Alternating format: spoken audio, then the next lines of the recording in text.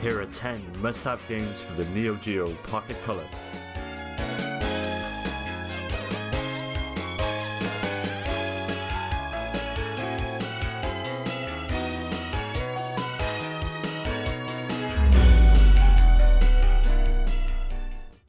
Considering the sheer size of the original arcade games, it's amazing to think that so much of Metal Slug's spirit was captured so perfectly. Like its arcade counterpart, the level design throughout Second Mission is flawless. It's also extremely tough in places, but is balanced so perfectly that you'll constantly return to it. Second Mission has the same features as its predecessor with slight improvements. Now you don't have to change your weapon to throw grenades. A new vehicle is available in the game as well, the Sub-Slug, which is a small submarine used in underwater areas. Now you can even choose between two different characters, each one following different plots, adding a bit of longevity to the game. Add in some fantastic animation, a wide array of detailed locations, and boisterous sound effects, and you have yet another must-have title. Released in 1999, Samurai Showdown 2 is an incredible fighter for the Pocket Color. Mainly designed around the arcade release of Warrior's Rage, Samurai Showdown 2 retains all of the story elements and gameplay characteristics that made up its arcade cousin. With up to 16 characters to play, the game offers a huge amount of variety within its gameplay, as well as offering two different modes known as Slash and Bust that manage to mix up each fight. The game controls extremely well thanks to the Pocket Color's thumbstick. Beginner players may have trouble jumping when they didn't intend to, but once you get accustomed to the controller's sensitivity and precision, the game controls absolutely fine. As an added bonus, since the thumb pad requires little effort to move, sore, blistered thumbs are easy to avoid, and the game works around the problem of the system's lack of buttons by understanding the difference between quick presses and long button presses. All in all, a great release, but also check out The Last Blade if you're a fan of weapon-based fighters.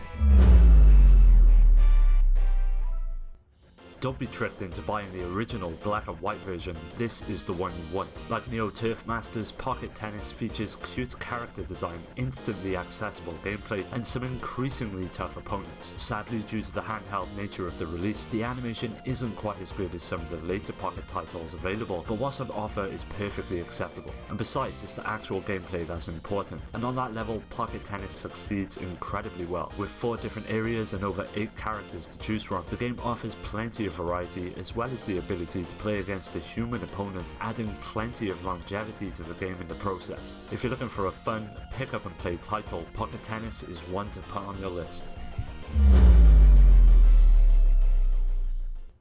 Dark Arms is an action role-playing game developed by SNK and released in 1999. The gameplay takes place from an overhead perspective as you explore dungeons and kill monsters in the pursuit of seeds and items known as alms. Upon forging a contract with the people of the dark side, you take the mantle of a beastbuster and enter the spirit world, where you are tasked with retrieving a seed by your master, whilst making use of the weapon he bestows upon you that can capture enemies. Seeds play an integral part in the customization of weapons, as well as the enemies you capture, allowing you to increase the effectiveness and abilities of the weapons you acquire. This is known as evolving in the game and can result in some seriously fun outcomes. For example, the handgun evolves into the sub-shotgun, which can then evolve further into a shotgun. There are a ton of options available, and for all of this to be present within a handheld release, Dark Arms is a truly impressive title that deserves your time.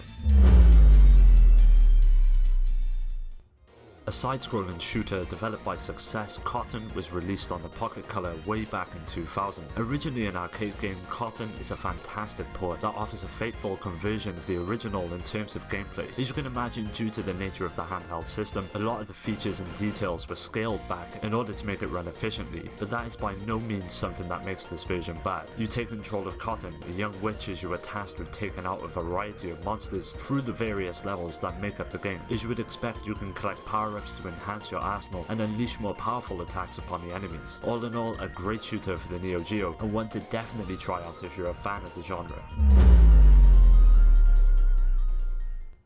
Released for the Pocket Color in 2000 and developed by SNK, Gal Fighters has gone on to become one of the most celebrated beat-em-ups available for the system. It is made up entirely of 10 female fighters from various other SNK franchises and pits them against each other in the Queen of Fighters tournament. What makes Gal Fighters stand out is its incredibly fluid and responsive gameplay. The Pocket Color's thumbstick really comes into its own whilst playing fighting games on the system, and further helps the experience excel. The fighting system will be instantly familiar to fans of King of Fighters, fighters, with a few quirks that make it unique, such as the pretty burst attack that each character can take advantage of at the cost of one level of the super meter. The Pocket Color is well known for its incredible beat 'em ups, and Gal Fighters is definitely one that should be in your collection.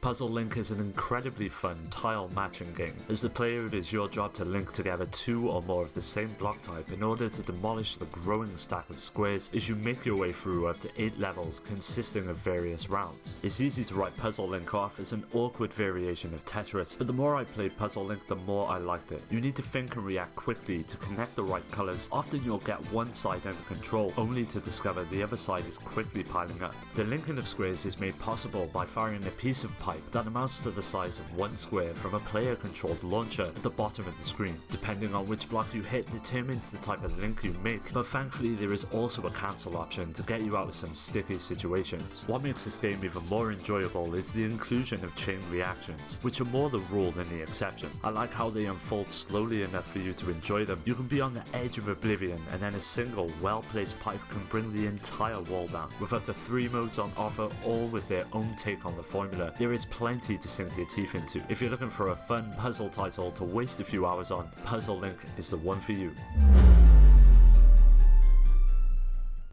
Released in 1999, Crush Roller is a game based on the 1981 arcade game known as Make Tracks. The object of the game is to colour the entire maze-like playing field with a paintbrush. While you paint, enemies walk around the maze, and when they hit you, you lose a life, resulting in having to start the level again, but with your previous progress intact. There are several ways to gain extra points, one of note being the ability to take out the enemies with a roller if you are lucky enough to catch them in your path, but there are also creatures that will pop up throughout the level and leave footprints that offer another way to rack up high scores by defeating them and covering their tracks. Once the maze is full, you win. It's that simple. There are 2 other modes of play as well. The first is a simple versus mode where you can link 2 pocket colours together and paint 2 maps at the same time. Any monsters that get crushed along the way will be sent to your opponent's side. The final mode is trial, where you can see how fast you can complete a map on any of the maps you've beaten in single player. If you're interested in picking this one up, make sure it comes with a plastic ring for the pocket colour thumbstick, as it can admittedly become quite annoying without one.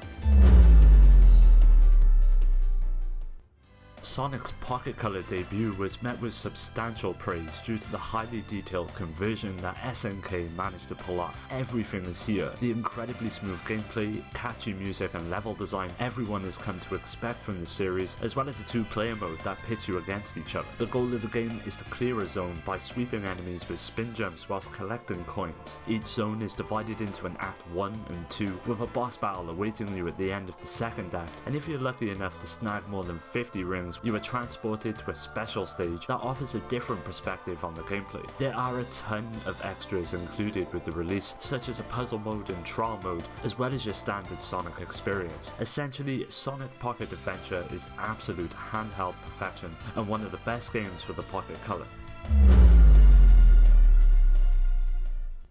As you've seen from this list, there are a host of excellent little fighters available on SNK's awesome handheld, but few can match the sheer diversity and greatness of the sublime match of the millennium. The use of both companies' material is quite extensive, from every character having their theme playing to the featuring of stages from both universes. There's a staggering number of options on offer, a huge roster of fighters to choose from, and the ability to play one-on-one or use a tag team system that mimics Capcom's Versus series. When you think about it like this, it's absolutely incredible that all of this goodness was stored on a cartridge for a handheld. In my opinion, the best fighter for the system. Make sure you go and check this one out.